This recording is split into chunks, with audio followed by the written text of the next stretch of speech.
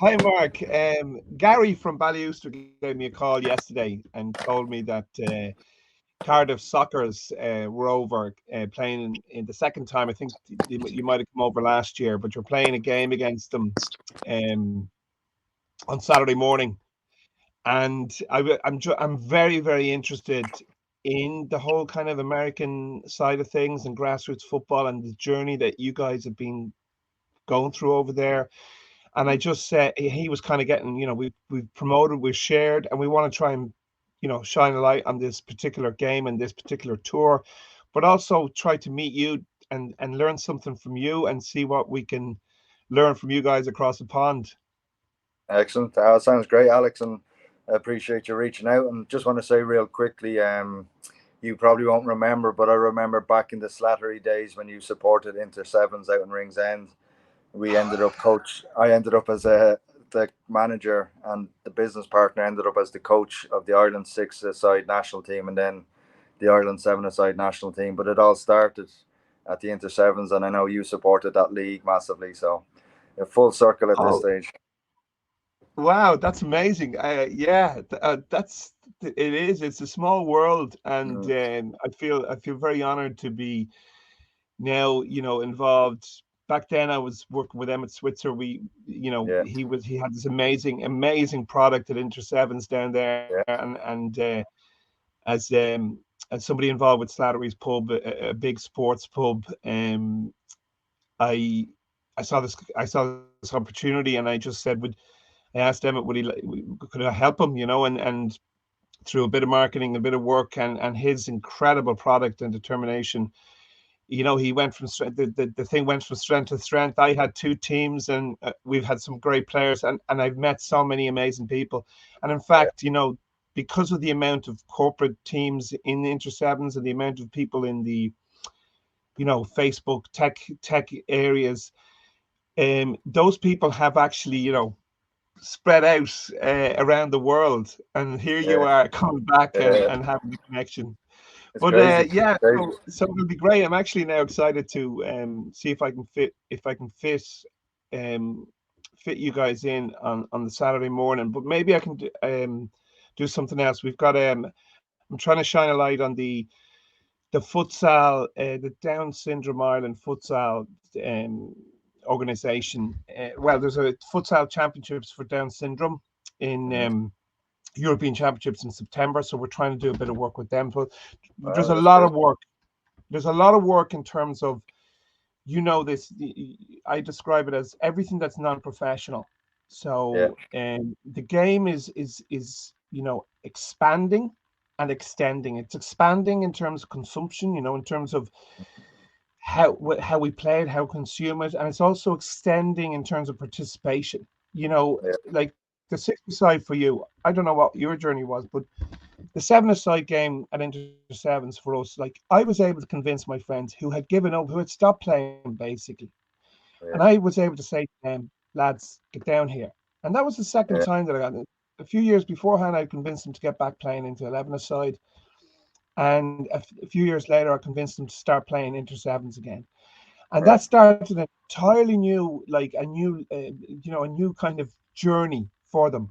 And now, now as 50-year-olds, they're now playing over 35s. So Yeah, it's amazing these little stopgaps, because we all kind of go through very similar journeys in terms of family life and our kids growing up, and we just the Saturdays go. We don't have the time, but I remember playing twice a week down with it. I had a Slattery's team on a Monday and a Slattery's team on a Wednesday, yeah. and it was just brilliant. And the way the leagues worked, the promotion relegation, it was just Brilliant. magic. But look, Yeah. enough about that, Marcus Sullivan. Ah, Tell us great more days for that. about your journey. Your journey, Yeah, how you ended up in the States. yeah. So look, I suppose that was one step of the journey was down at the Inter Sevens and finding my next coaching role with those national teams. But it all obviously started like everybody here. You play football every day.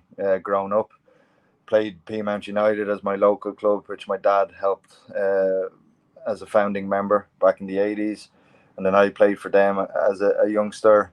went on to St. Pat's, and then eventually Joey's out in Sallynoggin. So we had a great team out in Joey's, and I was lucky enough to sign on League of Ireland with St. Pat's. Dublin City first, actually, with John Gill. But then he was on his way out the door, and as a young lad, he was like, I don't think you'll get a look in. St. Pat's are interested. So I went over and played with St. Pat's. Was with the first team straight away with Eamon Collins as manager and Ado Fitzpatrick as coach. Played pre-season, had a great time, and then injured and was out for nearly 6 months. Came back in the last month or two and played a bit of second team, but for whatever reason at that stage I just lost most interest in the game. Didn't want to be around it, didn't want to play involved, so yeah, I just started to travel. I just got up and left. I was enrolled in college here, but just gave up soccer, gave up college, ended up in Barcelona, and I was traveling, but ended up staying there for a while and kind of rediscovering the passion for the game and going, oh, hold on a minute, maybe I can work in the game. Maybe I've something to give back. Probably stopped playing a little bit too early. I could have done more, but whatever happened, I just didn't have it in me. So by 22, living in Barcelona for a little while, went on to Amsterdam, over to New Zealand, would you believe? And all of a sudden, I was like, okay, I want to be a coach. I'm gonna coach. So got on a few coaching courses, as we all do, got started.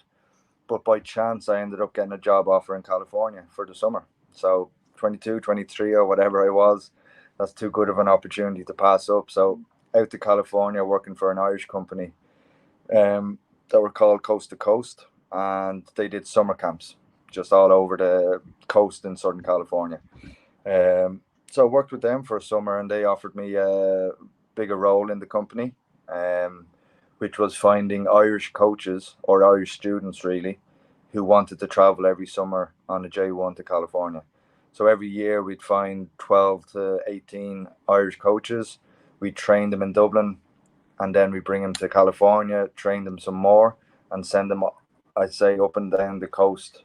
Mightn't make as much sense, but from San Diego down south all the way up to Santa Barbara, which is 5 or 6 hours north, all the way up the coast, just on different towns. And my job was to train them up and make sure they did their job and turned up on time and did all the fun stuff at the summer camps. But as I was doing that, I was slowly getting into the club game in California as well, which is a massive industry, $1 billion industry easily. And just opportunities started to arise to get involved in the club. But I kept bouncing back between Ireland and California. And that's when I took the Ireland Sixes national team job. I think that was like 2012, 2013. And then moved on to the Ireland Seven-a-side national team job. I'm sure you know this, the six-a-side national team went to the European Championship. The first time Ireland sent out a team with you guys, massive support. I know the stuff you did in the background, and Emmett Switzer was telling me how supportive you guys were. And he did a great job in making sure we got there as well. And most of the players actually all of the players came from the Inter Sevens. So that was a massive step in my journey. But I still kept going back to California for 3-6 months a year, or whenever I could get a break. I suppose the two other main jobs in Dublin I had was the Peamount United Women's National League team. It was when Eileen Gleeson left and took all the players, basically. I think they went to UCD Wave or something, and people thought that Peamount would capitulate. My business partner, Robbie Mulligan, was the manager. He brought me in as coach, and we had a good season for the very young team that we had. Cup final, lost in extra time. I remember, I think it was Katie McCabe with the equaliser in the last minute in Talca Park, and then we lost third in the league, which was decent for such a young side. So, just step by step, just getting more and more convinced that full-time coaching was what I was going to be doing. And then after Peamount, I did Trinity College for about a year. Their Leinster Senior League team, Ado Fitzpatrick, the ex-St. Pat's coach, brought me in there. So that was a good learning curve as well. So did a little bit of everything up to, let's say, 2014, 2015. Those were all my jobs and background. And then I said, okay, it's good, but I'm jumping. Like, that's a lot of jobs. National team, sixes, sevens, Trinity, Peamount, California, back and forth. I was like, I need to maybe settle down and be a little bit more focused. And I ended up setting up a business in California, bluntly, because it was the best way I could get a visa. There's so many visas out there, but the best one I saw that I could control for myself was setting up a business. So I did that in 2015, the Soccer Institute. So we're now 8 years out there, and our visas are being renewed continuously. The business has grown. I suppose we would predominantly market ourselves, for the want of a better word, as a coach education company.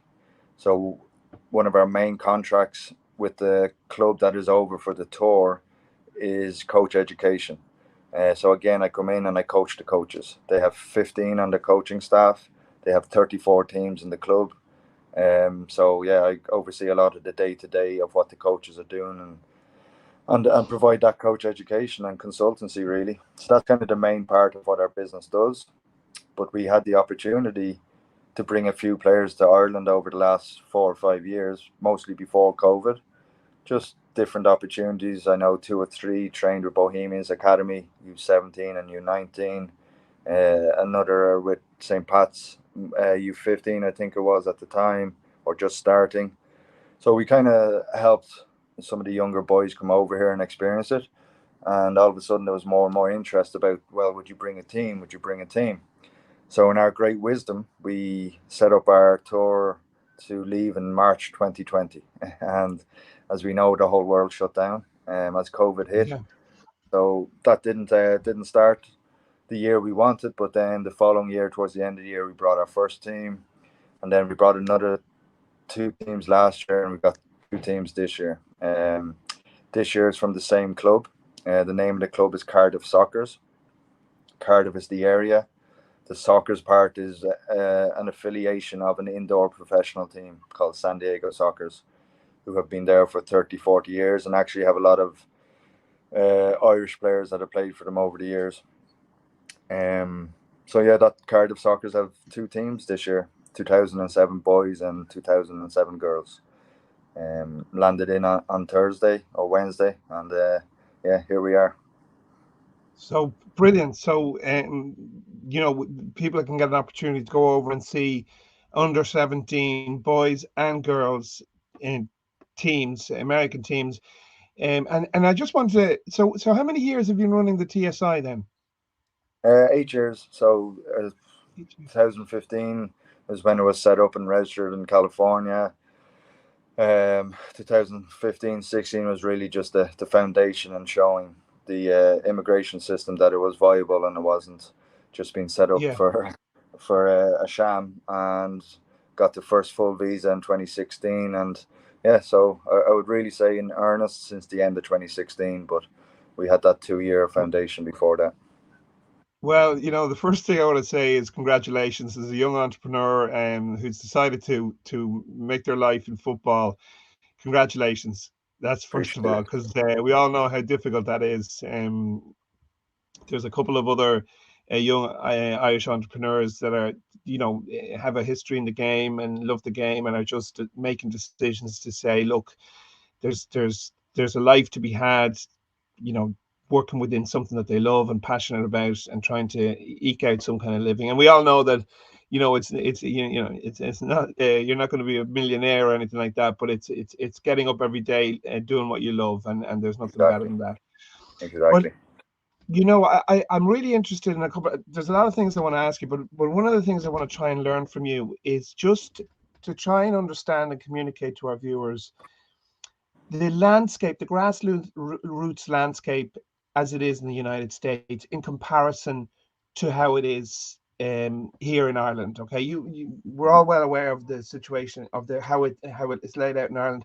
I'd like you to just point out the main differences for you, and also maybe lead into why it is that you can have something like the TSI and it works as a business over there. Yeah. Look, as respectful as I can, I'll be blunt with it, and I don't mean to be crass about it, but it's literally money. It's the main difference. So, look, as we know here, and it's been a few years, but I'm going to say maybe €200-300 a year might be the registration fees for some players. I'm not sure if I'm way off, but I would say that's maybe on average. Where in California, or Southern California at least, let's say LA down to San Diego, you could be talking on average 2,500 to 3,000 a year just to register and play. Um, I would call it upper class, upper middle class sport in that sense. You wouldn't have too many from disadvantaged areas unless there's good clubs that are providing scholarships, which Cardiff Soccer's do. They're an amazing club for providing scholarships and the opportunity for children to play. But that is the main difference, is it costs a lot of money to play. So you can add on top of that all the travel for tournaments. They play tournaments 4 or 5 times a summer. They cost thousands of dollars to enter into. Then you got to travel, stay at So hotels.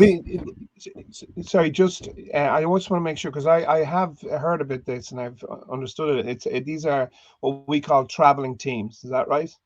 Yeah, and they definitely take that term from baseball mostly. Oh, you're on a travel team that's really competitive. We don't use that term as much in football or soccer as they call it.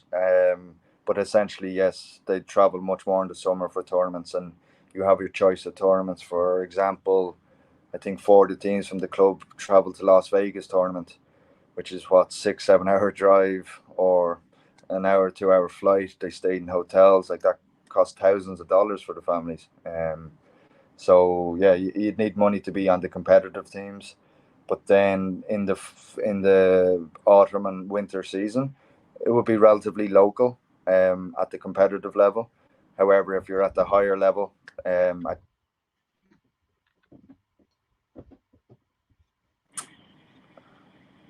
I just lost your screen there, but can you hear me?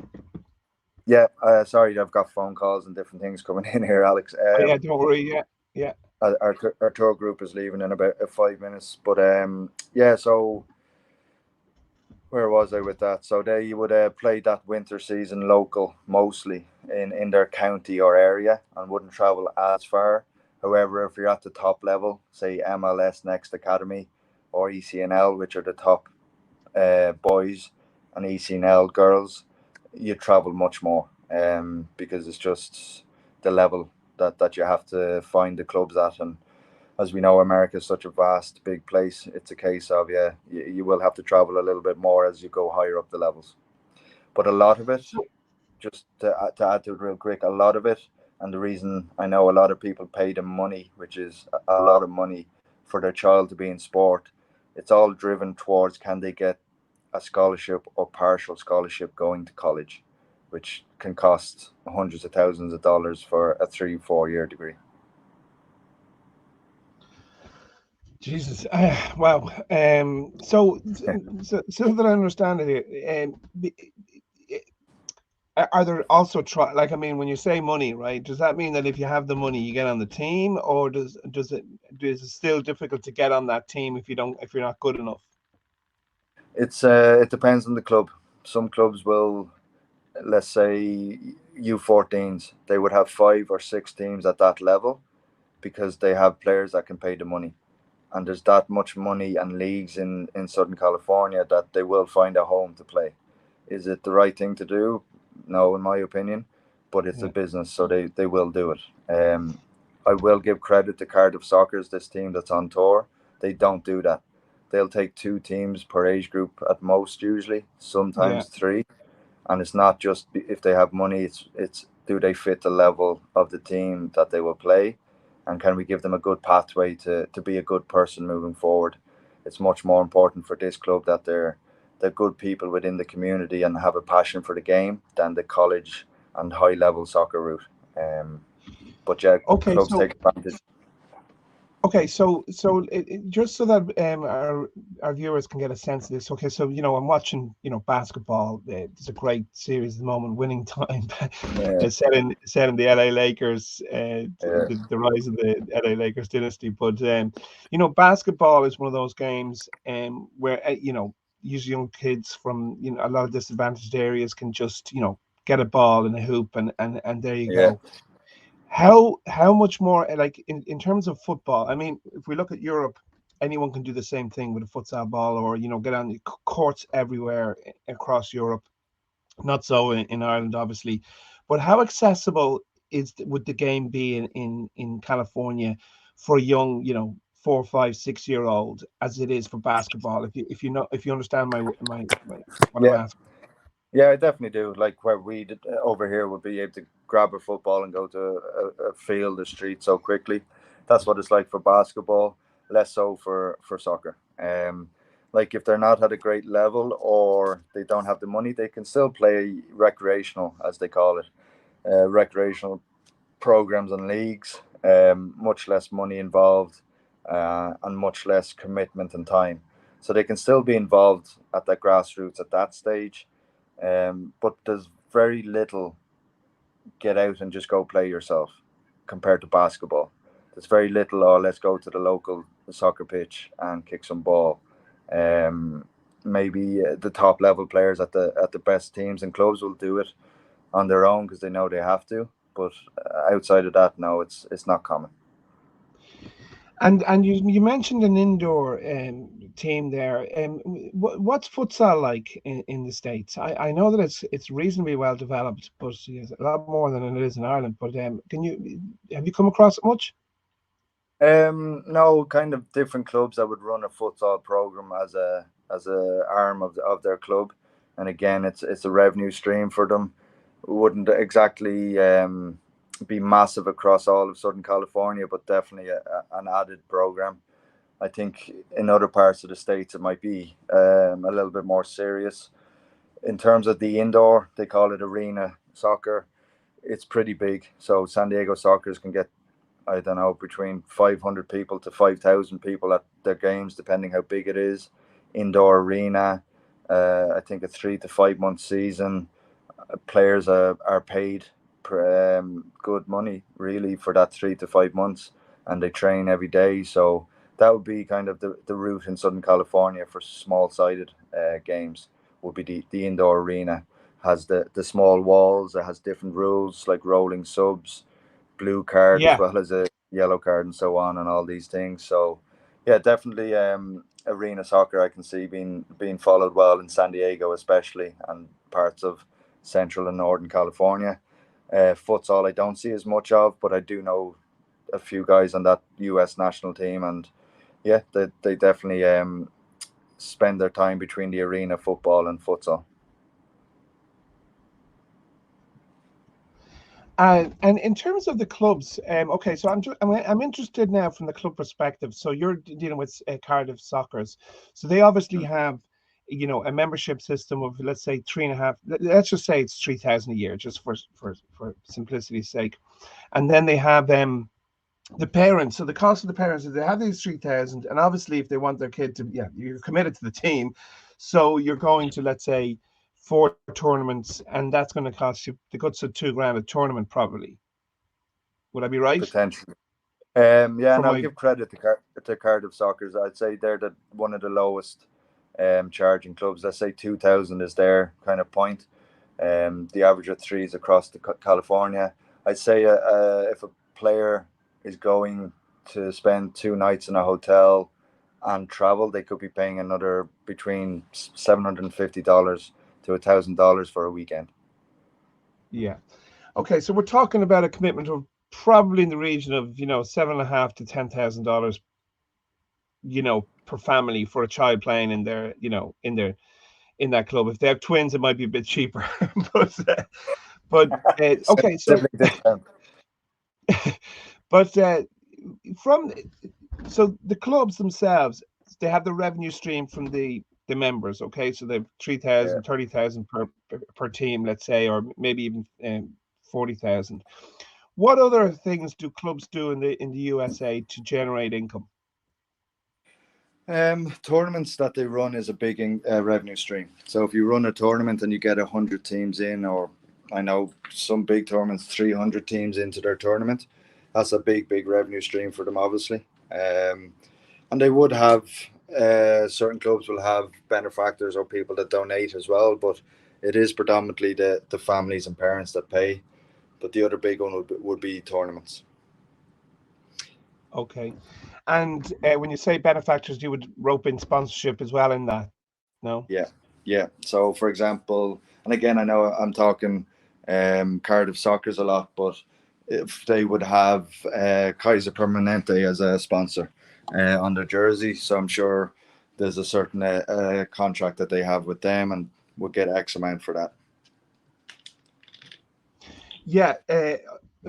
Okay. So, are you in a hurry there? I'm just making sure that you're not going to fall out the window looking for your Wi-Fi. No. The AirPods in. I'm going to walk down to the lobby and start walking the boys. But yeah, I've about 2 minutes before I do got to get the tour group. Okay, out I'll a finish off. walking Okay, tour of so the look, city. 2 last questions. One, if you were coming back to if you had to all of a sudden, you know, get on a plane and come back and you know, you wanted to continue, you had to work from Ireland, you know, what would be the areas that you would concentrate in order to remain working in football? You know, obviously the market's different, but what would be, you know, what would you do to Yeah, remain look, working in football? yeah, I'd find a way. Just the passion I have for the game, and I'm a massive believer that sport provides values for children that they need for the rest of their lives, and habits, and can make society better. But I would find a way to try to continue to work in grassroots with kids, but I also do have the motivation to try work at a professional level. Right. In terms of a higher level and back into men's or women's soccer, which has been too many years now. But yeah, I would definitely find a way to stay working full time without doubt, and give back as much as I can to grassroots at the same time. Okay, nearly there. I wanted to ask you about the refless soccer at the 7-a-side and 6-a-side. Your quick thoughts on that brilliant innovation by Emma Switzer? Yeah, it's fabulous. It gives the element, and again, I think of what it should be for the youngers growing up, but also as we continue to play, as we get older, of you get out to play for the love and passion of the game, and you get out there and connect with people and make sure that you able to talk through whatever happens on the field, just like we have to do in life. If we have to find compromise, we have to see what's happening in front of us and make sure that we find the best solution so we have the best environment for everybody there. That's how we do it. We do it as good people, hopefully, and having people do that refless is fantastic. I think it's a Okay, and fantastic finally, innovation. Mark, I couldn't leave finish this interview until I found out, what does it feel like now to be in a country where Messi is coming to play in the MLS? What does it feel like in Yeah, the soccer world? it was felt great until I saw the price of the tickets. So I'm not sure if I'm going to get to see him. But yeah, it is fabulous. It's exciting. It's like I say, like David Beckham when he did it, Robbie Keane. I have to say they made a massive impact. People started to talk about the game like they do back here at home every day. So I'm hoping Messi will bring that feeling back to the MLS. So yeah, it's definitely exciting, and it has everybody talking again about the game on a daily basis. So fantastic to see.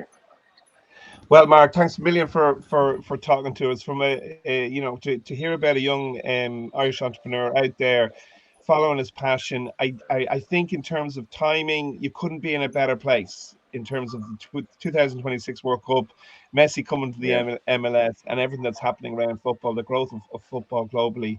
We wish you the very best of luck. I'm sure I'm going to bump into you a lot more. Please yeah, keep in touch with us. Share anything you want to. We'd love to connect with you and keep a tabs on, you know, our yeah. man in California would be a I good I podcast. appreciate that. I appreciate it, All Alex, right, and I Mark. also appreciate you calling me young. But I just want to say real quickly, I want to give a shout out to the clubs here that have been so phenomenal in hosting us. Peamount United last night for the boys and girls, and again for the girls on Sunday, and that's a personal family connection that's very dear to me. But Saturday, Ballyoulster are putting on a fantastic day for us. Source Celtic tonight, and Drogheda United Academy on Tuesday. So thank you to those clubs who are amazing, gracious hosts, and fantastic to be back home. And yeah, look forward to keeping in touch, Alex. All right. Thanks, Mark. Best of luck. Hopefully see you over the weekend. Thanks, Thank Alex. you. Thanks. Bye bye.